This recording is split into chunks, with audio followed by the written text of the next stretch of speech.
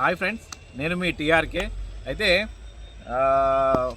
ఒక ఇష్యూ అయితే ఘోరంగా జరుగుతుంది మన దేశంలో. మొన్నటిదాకా ఢిల్లీలో జరిగింది, ఇప్పుడేమో జార్ఖండ్లో జరుగుతుంది. అదేవిధంగా ఏపీలో కూడా మొదలైందనమాట. దాని గురించి మనము పూర్తిగా ఏంటిదనేసి నా అభిప్రాయాన్ని అయితే నేను తెలుపదలుచుకున్నా. పూర్తిగా వీడియో అయితే చూడండి, మీకు అర్థమవుతుందన్నమాట. అది మన భారతదేశంలో అయితే ఎక్కడ ఏ రాష్ట్రంలో చూసినా కానీ పేపర్ లీక్ ఎక్కడ చూసినా అదే ఇష్యూ నడుస్తుంది. మొన్న నీట్ ఎగ్జామ్ జరిగింది. ఆ నీట్ ఎగ్జామ్లో అవకతవకలు జరిగాయి అనేసి ఢిల్లీలో దాదాపుగా ఒక నెల రోజుల పాటు విద్యార్థులు నిరసన అయితే తెలపడం జరిగింది అనమాట. సిజేపీ పార్టీ తరఫున సిజేపీ పార్టీ అభిజిత్ దీప్కే అమెరికాలో ఉంటూ అమెరికా నుండి ఆయన వచ్చి అక్కడ 30 రోజుల దీక్షను అయితే చేయడం జరిగింది, నిరసనలు చేయడం జరిగింది. దేశమంతటా అదే చర్చ నడిచింది. ఎక్కడిక్కడి నుంచో యువత జంతర్ మంతర్ దగ్గర వచ్చేసి నెల రోజుల పాటు నిరసనలు అవి తెలిపితే కేంద్ర ప్రభుత్వము ఈ పేపర్ లీక్ మీద గట్టిగా ఒక చట్టాన్ని అయితే తీసుకొచ్చే ఆలోచనలో చట్టాలను తీసుకొచ్చే పనిలో పడ్డది. అయితే ఇక్కడ ముఖ్య విషయం ఏంటంటే జార్ఖండ్ ప్రభుత్వంలో జరిగినటువంటి కొన్ని Jharkhand public service commission, staff selection commission ఎగ్జామ్లో అవకతవకలు జరిగాయనేసి రాంచీ రాజధానిలో విద్యార్థుల ఆందోళన అయితే స్టార్ట్ చేసిర్రు.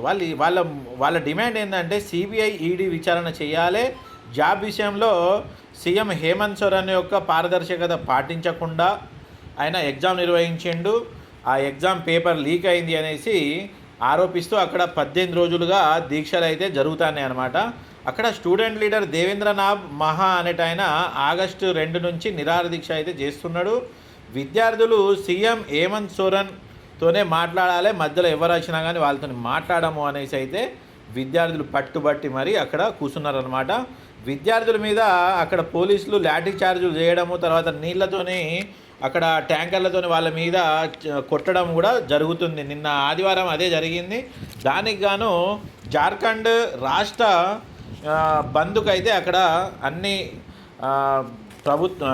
అక్కడ రాజకీయ పార్టీలు మరియు విద్యార్థి సంఘాలు అయితే బంద్కు పిలుపునిచ్చాయి.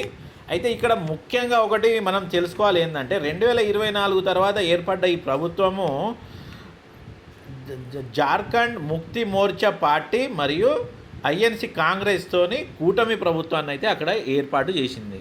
అయితే ఇక్కడ ఒకటి నాకు అర్థం కావట్లేదు ఏంటంటే మొన్నటిదాకా జంతర్ మంతర్ దగ్గర ఏదో బీజేపీ ప్రభుత్వందే ఏదో ప్రాబ్లము అదే చేసింది అనేసి అక్కడ గట్టిగా అరిచిన అన్ని పార్టీ నేతలు ఇక్కడ జార్ఖండ్లో అయితే ఎవరు మాట్లాడట్లేదు. ఎందుకో నాకైతే అర్థం కాలే. ఎందుకంటే ఆ నీట్ పేపర్ గురించి జంతర్ మంతర్ దగ్గర జరిగిన నిరసనలో అయితే గట్టిగా చూయించారు టీవీల్లో, కానీ ఇంకా అదే చర్చ అయితే జరిగింది మొత్తము. కానీ జార్ఖండ్ని మాత్రం అసలు బయటికి వస్తలేదనేసి నాకైతే అర్థమైంది.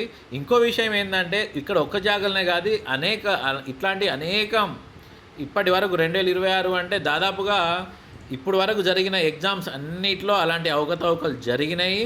అలాంటివి జరిగినందుకు ఇప్పుడు వీళ్ళు కొద్దిగా ఏంటంటే సోషల్ మీడియా యాక్టివిటీస్ ఎక్కువ అవడం వల్ల ఇలాంటివి నిరసనలు జరుగుతున్నాయి. అదే ఇంతకుముందు లేనప్పుడు మాత్రం అవన్నీ జరగలేదు. అయితే నా అభిప్రాయం ఏంటంటే దాదాపుగా ఒక 15-20 సంవత్సరాల నుంచి ఈ ఎగ్జామ్లు కండక్ట్ చేసిన స్టాఫ్ సెలక్షన్ కమిషన్ కానీ ఇంకా పబ్లిక్ సర్వీస్ కమిషన్లో సభ్యులు ఉంటారు కదా, ఆ సభ్యులకు వాళ్ళ అకౌంట్స్ ఉంటాయి. ఆ అకౌంట్స్ అన్నీ ఒకసారి సిబిఐ వాళ్ళు తీసుకొని ఎంక్వైరీ చేయాలి. అకౌంట్స్లో ఏమైనా అమౌంట్స్ ఉన్నాయా, మరి ఎక్కడి నుండి వచ్చాయి, ఉంటే ఒకవేళ వాళ్ళ నిజాయితీగా వాళ్ళు జాబ్ చేసి సంపాదించింది అయితే నో ప్రాబ్లం. కానీ ఇలాంటి అవకతవకల్లో అయితే వాళ్ళు పాల్పడి ఉంటే మాత్రం వాళ్ళ దగ్గర కోట్లలో వేలలో డబ్బులు అయితే వాళ్ళ అకౌంట్స్ అవి జరిగి ఉంటాయి. కాబట్టి అవన్నీ చూస్తే బాగుంటుంది అనేసి నా ఆలోచన. ఇప్పటికి కూడా ప్రజెంట్ ఏపీలో కూడా ఇదే సిచ్యువేషన్ జరుగుతుంది. కాబట్టి ఆ కమిషన్ సభ్యులు ఆ ఎగ్జామ్ పెట్టే వాళ్ళు ఎవరెవరు ఉన్నారో వాళ్ళందరి అకౌంట్లు, వాళ్ళ చుట్టాలు, వాళ్ళ బంధువుల అకౌంట్స్ అన్నీ కూడా చెక్ చేయాలనేసి నా యొక్క అభిప్రాయము. తర్వాత ఏంటంటే ఆ ఢిల్లీలో జంతర్ మంతర్ దగ్గర జరిగిన ఇష్యూకి అయితే ప్రతి ఒక్కరు మాట్లాడారు, కానీ ఇది కూడా జార్ఖండ్లో జరుగుతున్న ఇష్యూ మీద కూడా మాట్లాడితే చాలా బాగుండనేసి నాకు అనిపిస్తుంది.